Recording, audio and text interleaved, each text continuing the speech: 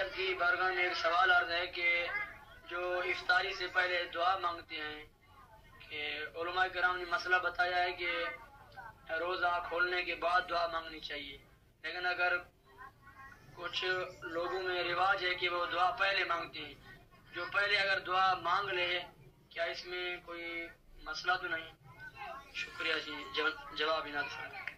جی وعلیکم السلام رحمۃ اللہ وبرکاتہ۔ آپ کا سوال ہے کہ افطاری کے بعد دعا مانگتے ہیں، اگر پہلے مانگ لی جائے تو کوئی اس میں حرج تو نہیں؟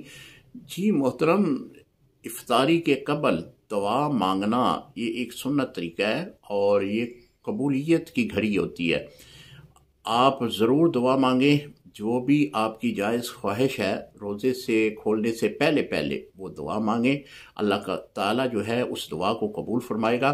باقی جو روزے کی افطاری کی دعا ہے وہ آپ روزہ افطار کرنے کے بعد کریں گے، یعنی ایک کھجور سے آپ روزہ افطار کریں، اس کے بعد یہ دعا مانگیں۔ السلام علیکم ورحمۃ اللہ وبرکاتہ۔